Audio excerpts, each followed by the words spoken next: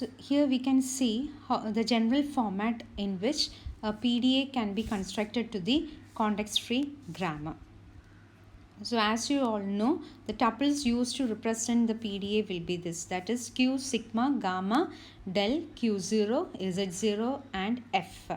And in the previous example we have seen that our example was not having the final state. So this F will not be specified in the tuples. In such cases, the string will be accepted by emptying the stack without reaching to any final state. Okay, so two cases are there to get the string accepted by the PDA. One was like accepting by reaching to the final state, and second one is by emptying the stack.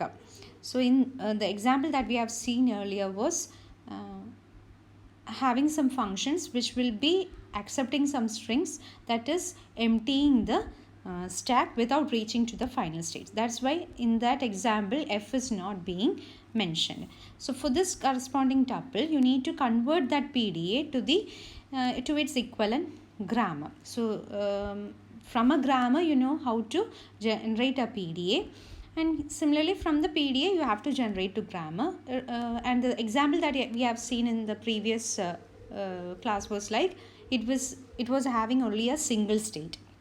Now we are going to consider the functions or the PDA which is having more than one state.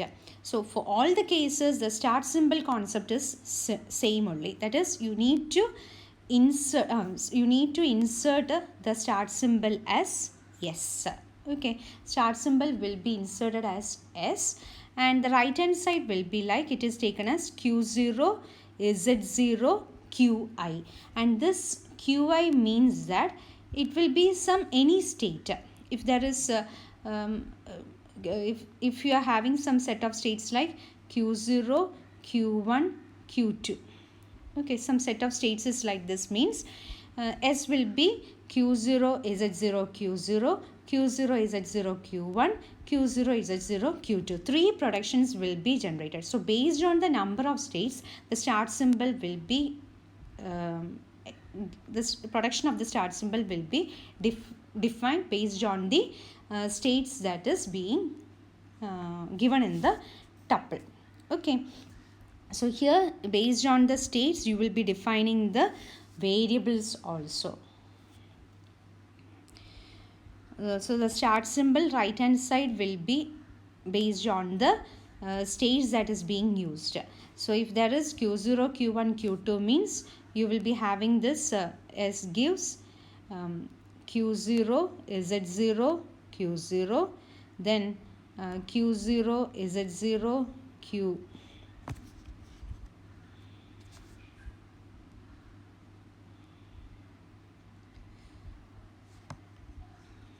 Q0 Z0 Q1, then Q0 Z0 Q2. So 3 set of productions will be there for S if the number of states is 3, Q0, Q1 and Q2. Okay, so that is the case with start symbol. So in any PDA you need to insert the start symbol, that is the first step, and the number of productions defined for that start symbol will be based on the number of states. Okay, for each states you need to write the production. In the next concept is like if there is a transition while reading some input symbol A and the stack symbol is given, it moves to some other state R and some elements are pushed inside the stack. If such a case is given, means how the production can be written? This state will be written over here. The stack symbol will be given in the middle of the non-terminal. That is a non-terminal that is being defined in the left hand side of the production will be like the middle part will be acting as the stack symbol. Left and right will be taking the states. Okay, so middle part will be the stack symbol, left and right will be the states, and left one will be this state that is given over here. Okay, this state will be specified here, and the right state, this state qk will be the set of states. If there is q0 q1 means we will be taking the combinations like q0. If there is two states means q0 and q1, if you are having means uh, you will be for each function you will be having n square productions for each functions. Okay, if there is two states, then you will be having 2 square, which means 4 productions will be there for each function that is defined in the PDA. Okay, so the number of productions will be based on the number of states that is being used. If there is n states means for each function that is given in the PDA, you will be having n square number of productions. Okay, so how the productions can be written?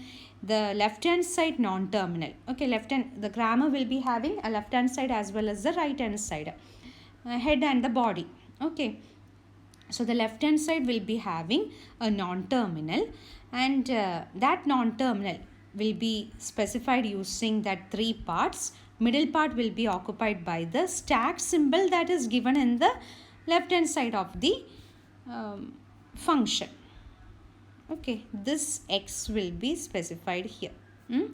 And the left and right will be taking the state, that is left will be the initial state that is given, that is the state name that is given in the function, and this k, it can take, qk can take any value that is given in this q. Okay, so qk will be an L, qk will be all the elements of that q. So it can, if the state is having q1 and q2, set of states is having q1 and q2, then this qk can have q1 2 times, q2 also 2 times. Okay, that combination we will be making use of, but this q will be fixed. What this q will be the same thing that is given in the function. qk will be taking the different combinations, either 1 or 2. That you will be able to understand when we start doing the example related to this. Okay, then as said earlier, this this function will be performed when it reads the input symbol a. So this a will be coming in the right hand side. So the right hand side or the body, it should start with the terminal a. Okay, and the target state to which this function moves is r. So the right r followed with the stack symbols, elements that is being pushed onto the stack is x1 to xk, which means if there is 3 variables or 2 variables that is in the right hand side, if there is more than one variable means, based on that this production also will be having the same count. Okay, stack symbols, the count based on the count of the stack symbol, we will be introducing the non-terminals in the right hand side of the production. Okay, and the right side,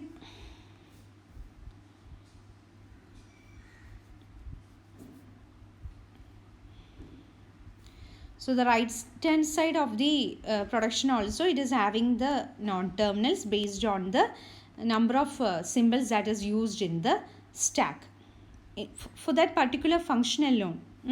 So here first non-terminal will be the x1. So this x1 will be placed in the middle. x2 again it is placed in the middle, dot dot dot, etc. xk also it is placed in the middle. What you need to do is, what you need to understand is based on the states. This r is the same state that is given in the function. Okay, but the change will be based on this q1, q2, etc. Okay, following non-terminals, they will be taking the different form. So q1 and the next non-terminal, these two things, it need to be the same. Okay, this q this will be same. Third non-terminal if you are taking means that also will be same as this Q2. Okay. So these things should be the same. And the last non-terminal, this part, it should be same as that of the left hand side QK. Okay, QK, and the last one also need to be the same. For time being, you just memorize this formula, and in that example how we are going to write, we can see. So this is a case with stack symbols. If there is more than one stack symbols in the right hand side of the PDA function, then similar to that you need to introduce the non-terminals in the right hand side of the production. Okay. In a third case is del of q comma a comma x is equal to r comma epsilon. So the second one is related to the pushing the variables onto the stack, and third is popping the element from the stack. So what does this function means? That when it reads input A and the stack top, if it is a non-terminal x, then it changes the state to R and pops the stack element. So in this format the function appears means, how you have to write the production for the grammar. This Q will be written here and R will be written over here. Stack X will be written in the middle. So left hand side will be taking the non-terminal containing the contents. What are the contents? This stack symbol will be occupying the middle portion. Q will be occupied the left of that stack symbol X, and this R will be taken from the right hand side of the PDA, that is the target state. Okay. And the right hand side of the grammar will be the input that is read from the input tape A. And here epsilon, since there is epsilon, you won't be having any non-terminals in the right hand side of the production. Okay, so this is the principles that we will be using, and that we have used in the previous example also. Okay, so these points you need to memorize it. Okay. Now we can see an example.